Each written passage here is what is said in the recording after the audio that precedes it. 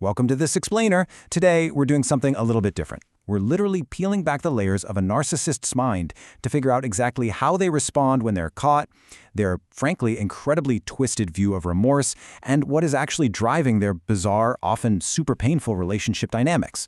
We're pulling directly from some deep psychological insights today to map out this whole complex territory together. So to kick things off, let's just dive right into it. The golden question. Anyone who's ever wanted a genuine apology from a toxic partner has desperately asked this. Do they ever actually feel remorse? And if they do, why in the world does it never seem to translate into real empathy for the people they hurt? Well, here is our roadmap for today to figure that out. 1. The narcissist in relationships. 2. A twisted kind of remorse. 3. Caught in private. The injury. 4. Exposed in public. The collapse. And finally, 5. Restoring the grand fantasy. All right, Section 1. The narcissist in relationships. To really understand them, we've got to look at their baseline, because everything else builds on this core dynamic. A narcissist doesn't view you as an equal human being with your own needs. No, they view you as a status symbol. Think of it kind of like owning a flashy sports car, like a brand new Porsche. The psychological process here is called co-idealization. Basically, by possessing an ideal, perfect partner, the narcissist feels that they are rendered ideal and perfect by association. So as long as this phase continues, you're essentially this shiny object that just reflects their glory. Which brings us to Section 2, a twisted kind of remorse. Now, if you're viewed merely as an extension of them, how does that warp their ability to feel sorry for hurting you? Well, believe it or not, narcissists are capable of feeling remorse, guilt, and shame. But here is the massive catch. Normal remorse is focused on the pain you caused someone else, right? Narcissistic remorse is entirely results-oriented. If they feel bad about their personal failure to successfully manage you. They're upset they failed to keep you compliant, or they're mad they failed to manipulate you effectively. The actual trauma you're experiencing, the abuse, the pain, it literally does not even enter their mind. In fact, because they just do not process your pain, if they victimize you, they'll immediately flip the script. They'll completely rewrite the narrative so that your reaction was unprovoked. And then they'll claim ultimate victimhood for themselves. So, moving to Section 3, caught in private, the injury. Picture this.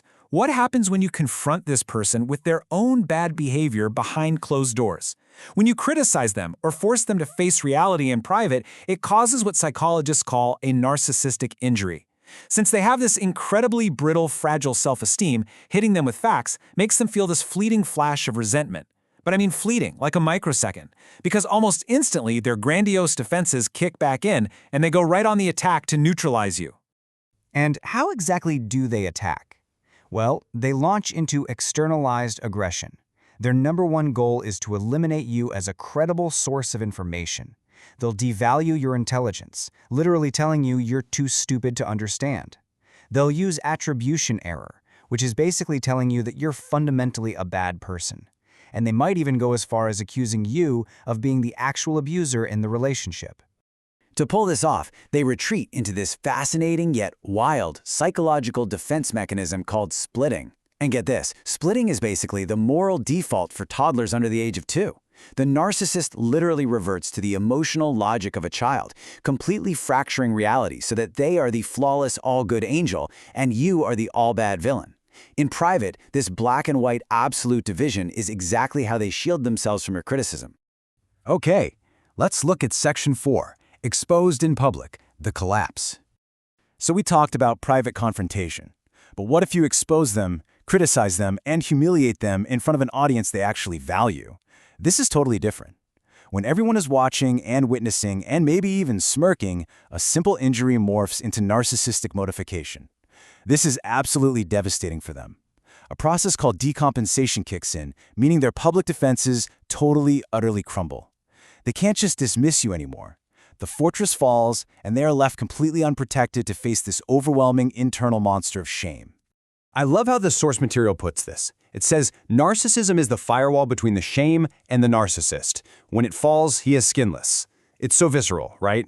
Without that firewall of grandiosity, they are forced into direct touch with reality. They can't deny that they might actually be a failure or a fraud, and this emotional dysregulation is so heavy that it plunges them into a state that is clinically indistinguishable from borderline personality disorder.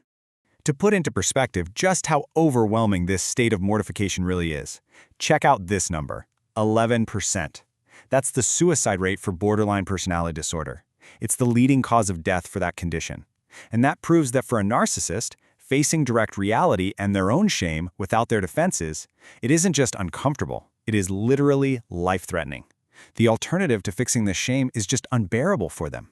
Which leads us straight into Section 5, Restoring the Grand Fantasy.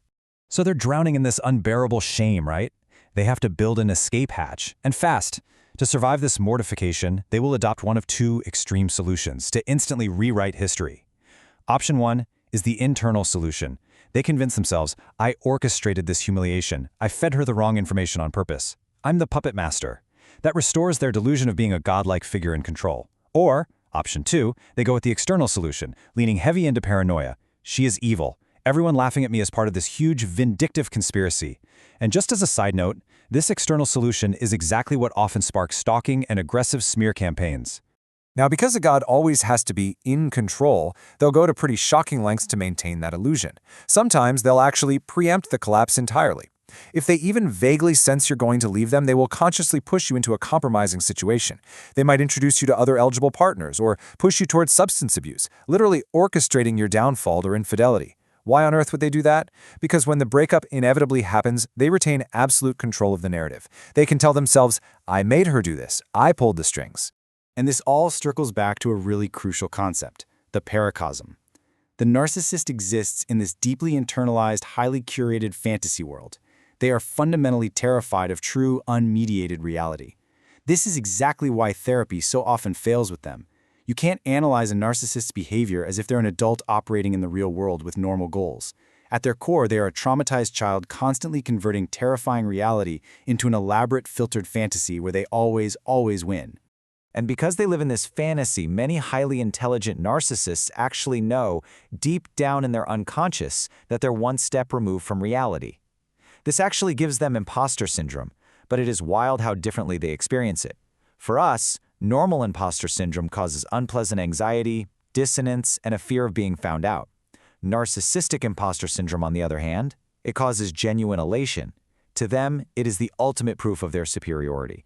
Seriously, for a narcissist, the realization that they are pulling the wool over everyone's eyes doesn't humble them. It doesn't make them anxious. They look at it and say, I succeeded to deceive everyone. It proves I'm vastly superior.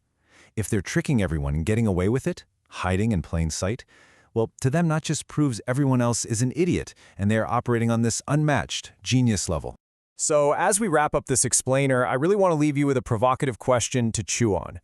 How are the invisible fantasies of the people around you secretly shaping your reality? Next time someone's actions feel impossibly irrational, or they show zero empathy, or they literally rewrite history right to your face, remember the paracosm. You might just be a supporting character in an elaborate fantasy they constructed just to survive their own mind. Thank you so much for joining me to explore this today, and keep seeking the truth behind the behavior.